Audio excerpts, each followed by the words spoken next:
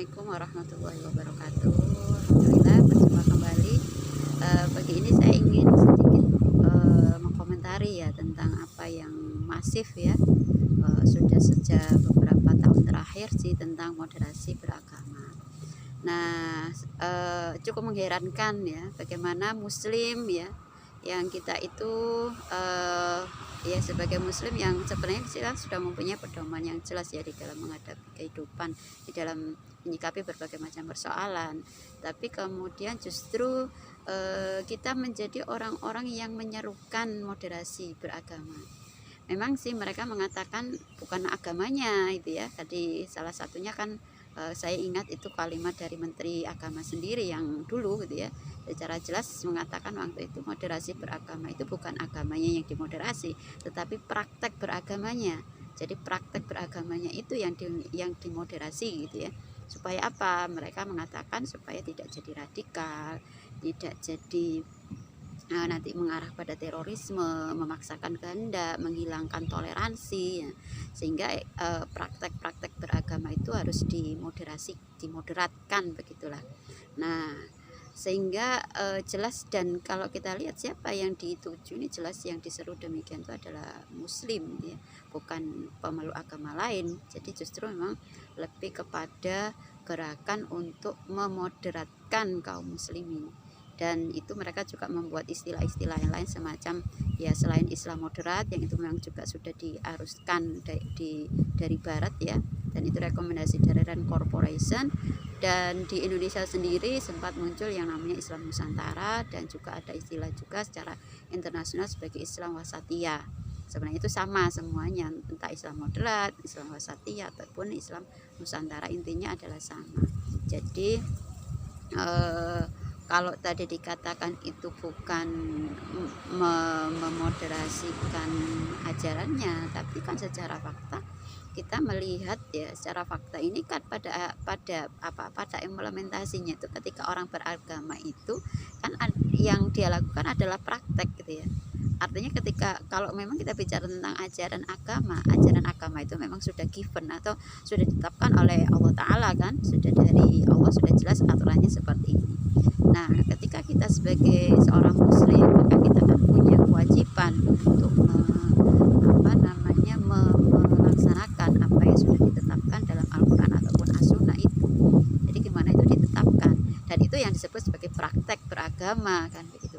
Nah, bagaimana kalau mereka mengatakan kita tidak memoderasi Islamnya tapi memoderasi praktek beragama? Itu kan sebenarnya narasi-narasi yang menyesatkan begitu. Itu hanya permainan kata-kata untuk mengatakan bahwasanya mereka tidak ngotak-ngatik Islamnya, tetapi mengotak-ngatik supaya praktek kita beragama sebagai seorang sebagai penganut sebuah agama itu tidak menjadi orang-orang yang jadi intoleran kepada agama yang lain, yaitu pada umat atau pemeluk agama lain.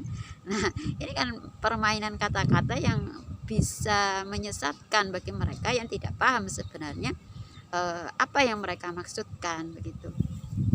Jadi para sobat muslimah sekalian, bahwasanya ketika kita menjadi seorang muslim, kita punya panduan, ada Al-Quran dan As-Sunnah, ada nanti juga ijma sahabat ataupun qiyas, yang itu menjadi acuan kita ketika kita itu menjalani kehidupan ini, baik itu nanti bicara tentang ibadah, kemudian bicara juga tentang bagaimana kita bersikap, berakhlak ya, berpakaian, juga nanti mencakup juga masalah muamalah, bagaimana kita berinteraksi secara ekonomi, bagaimana kita membangun sebuah sistem pendidikan, sistem ekonomi, bahkan bagaimana kita mengatur negara. Nah, itu kan sebenarnya ada semuanya panduannya dalam Islam, karena Islam ini adalah agama yang sempurna yang mengatur semuanya.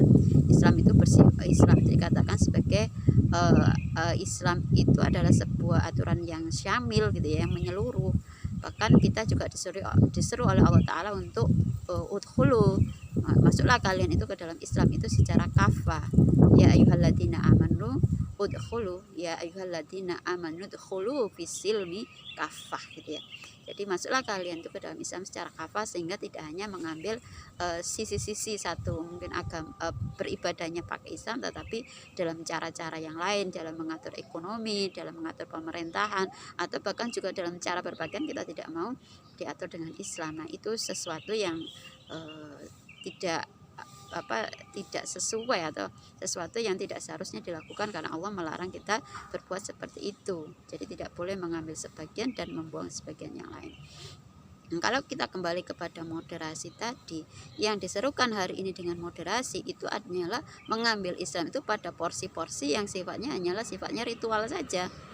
Jadi kita bisa dikatakan moderasi ini sebagai satu aktivitas untuk melakukan deislamisasi, bahkan depolitisasi. Deislamisasi artinya kita itu ngambil Islam itu gitu ya. Islamisasi dan depolitisasi itu, Islam itu ya hanyalah ambillah dia sebagai sebuah agama ruhiyah saja yang mengatur urusan-urusan urusan-urusan akhirat, urusan-urusan kita dengan Allah, bicara tentang ibadah, hanya sebatas itu. Tetapi bagaimana dengan masalah-masalah apa yang disebut sebagai siasah itu kan pengaturan urusan kehidupan, riayah sunil ummah, atau pengaturan urusan kehidupan kita, yang mulai dari ekonomi, pendidikan, politik, sanksi, peradilan dan seterusnya. Itu adalah masalah siasah yang kalau kita lihat itu Islam itu sudah menyediakan semua aturan terkait dengan hal itu. Nah, sementara dengan moderasi itu kita itu diserukan untuk tidak mengambil Islam untuk menyelesaikan persoalan-persoalan tadi. Ekonomi, ya pakailah ekonomi kapitalis, tidak usah kembali kepada Islam. Ketika kita bicara tentang bagaimana mengatur pemerintahan, mereka melakukan demonisasi atau monsterisasi terhadap khilafah. Padahal khilafah itu adalah sebuah sistem pemerintahan Islam yang dicontohkan oleh Rasulullah, oleh Khulafaur Rasyidin, dan juga diterapkan oleh para tabi'in dan juga generasi-generasi berikutnya, dan baru berakhir di tahun 1924 karena diruntuhkan oleh orang-orang kafir, para penjajah yang mereka tidak ingin Islam itu terus menaungi dunia pada hari itu. Dan sekarang pun kita juga upaya untuk melakukan demonisasi terhadap Islam itu juga luar biasa. Sehingga mereka ingin, apa sih yang mereka inginkan dengan moderasi itu? Sebenarnya ingin mencukupkan kaum muslimin itu tidak berpikir untuk menerapkan Islam itu secara kafah, tidak berpikir untuk menerapkan sistem ekonomi, sistem pemerintahan, sistem peradilan, sistem pendidikan yang itu kembalinya kepada Islam, tapi mencukupkan ya kita ini itu hanya mengambil Islam itu hanya pada aspek ibadah, atau mungkin aspek akhlak begitulah. Itu pun juga kita tidak akan bisa mengambilnya dengan baik kan, ketika tidak ada negara yang mengimplementasikan. Nah, dan mereka beralasan bahwasanya kita tidak boleh memaksakan orang-orang beragama lain itu untuk tunduk pada aturan Islam, dan itu namanya intoleran. Jadi seakan-akan toleransi itu menjadi sesuatu yang lebih tinggi dari agama, seakan menjadi agama baru. Apapun kemudian mereka katakan tidak boleh diambil dengan alasan bahwasanya itu akan menjadi intoleran. Kita ini menjadi tidak menghormati pemeluk agama lain, kita ini jadi memaksakan agama kita kepada agama lain, kan begitu. Nah, ketika kita bicara masalah toleransi, Islam sudah jelas toleransi. Kalau dalam surat Al-Kafirun ketika disampaikan bahwasanya lakum dinukum waliyatin, bagimu agamamu dan bagiku agamaku. Waktu itu ketika Rasulullah itu kan diajak orang-orang kafir itu kan menawari, Muhammad gimana kalau sehari aku memeluk agamamu, sehari aku memeluk agamamu, jadi gantian gitu. Maka kan Allah kemudian menurunkan ayat itu. Jadi tidak bisa kemudian ya aku hari ini mengikuti agamamu dan besok mengikuti agamaku, jadi kita bareng-bareng gitu. Nah, maka di situ tegas disampaikan lakum dinukum waliyatin, bagimu agamamu, ya kamu jalankan sesuai dengan apa yang kamu ikuti, dan aku tetap dengan Islam yang aku yakini dan aku ikuti. Sehingga ketika dalam Al-Quran disampaikan bahwasanya inad dina indallahil Islam, itu pun juga tidak boleh gitu ya, tidak boleh diambil sebagai di dalam ini ya, dari versi mereka yang menyerukan moderasi, tidak boleh mengklaim bahwasanya agamanya yang paling benar, agamanya lebih hebat dari agama-agama yang lain gitu. Tidak boleh mengklaim atau merasa lebih umat Islam lebih hebat, agama Islam itu hebat dan agama Islam itu adalah yang benar, yang lainnya salah. Itu tidak boleh ada klaim seperti itu.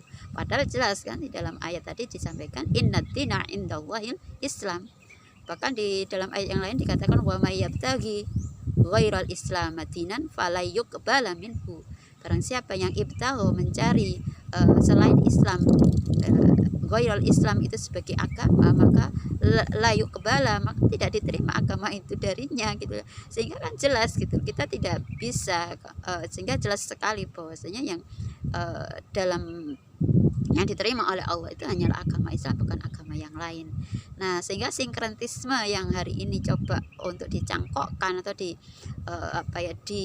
disosialisasikan, bahkan dikampanyekan dengan moderasi, yang itu bukan hanya sebuah narasi saja, tetapi kita lihat itu sudah menjadi sebuah peraturan, diharuskan di lembaga pendidikan, mulai dari lembaga pendidikan dasar, perguruan tinggi juga masif semua, kemudian di pesantren-pesantren, di tengah masyarakat. Jadi ada kampanye besar-besaran untuk memoderatkan kaum muslimin, dan ini sesuatu yang sangat berbahaya, ahwati fillah atau sobat-sobat muslimah sekalian. Ini sesuatu yang berbahaya, karena ketika moderasi ini terus berjalan dan itu kemudian diikuti oleh kaum muslimin, mereka hanya praktek beragamanya itu mencukupkan dengan sholat, puasa, zakat saja, haji begitu sudah cukup, dan mereka menahan diri atau mereka tidak mau gitu ya, mengimplementasikan Islam itu secara kafah, bahkan mereka menolak gerakan-gerakan atau mereka memusuhi gerakan-gerakan yang berusaha untuk mengembalikan kehidupan Islam dengan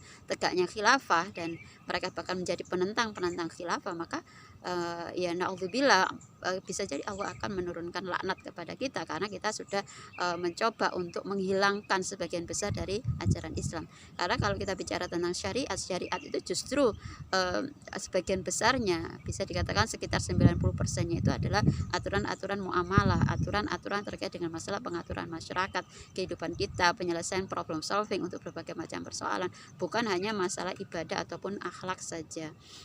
Nah, sehingga ini adalah upaya yang luar biasa sebenarnya untuk menghentikan kebangkitan Islam, untuk mencegah Islam itu jangan sampai kembali diterapkan, dan ini didrive sebenarnya oleh secara global. Jadi ini adalah ide dari Barat itu berusaha untuk menjaga eksistensi kapitalisme supaya tidak runtuh, sehingga mereka membuat agenda-agenda yang itu mereka aruskan ke tengah-tengah kaum muslimin, dan kita melihat mereka berhasil gitu ya,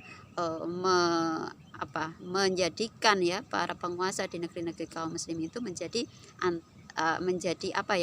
menjadi tangan panjang gitu ya, menjadi tangan panjang dari apa yang mereka inginkan. Sehingga kita lihat kementerian-kementerian, baik kalau sekarang leading sektornya kita lihat dari Kementerian Agama maupun Kementerian Pendidikan dan Ristek, itu yang memang menjadi menjadi garda terdepan untuk melakukan moderasi itu. Dan yang kita lihat memang yang sangat menjadi titik awalnya adalah dunia pendidikan, karena dunia pendidikan ini kan yang menancapkan ya ide-ide itu di generasi hari ini, sehingga berharap nanti ke depannya itu memang generasi yang dihasilkan itu adalah generasi yang moderat, yang mereka tidak lagi terikat dengan syariat Islam, mereka tidak lagi peduli pada penerapan Islam secara kafah, bahkan mereka menjadi orang-orang yang akan menentang ajaran Islam itu sendiri.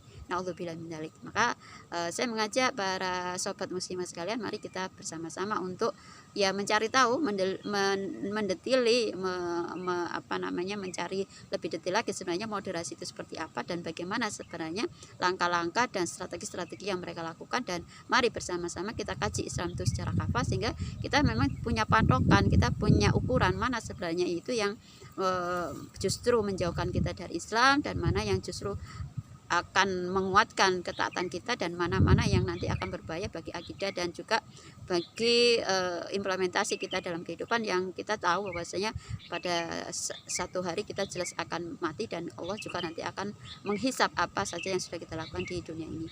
Maka mari sama-sama kita tolak moderasi beragama, karena moderasi beragama adalah bentuk penyesatan yang nyata terhadap Islam dan terhadap ajaran Islam, dan kita dijauhkan dengan agenda ini dari menerapkan Islam itu secara kafah dan juga mendakwahkannya. Wallahu a'lam bishawab. Wassalamualaikum warahmatullahi wabarakatuh.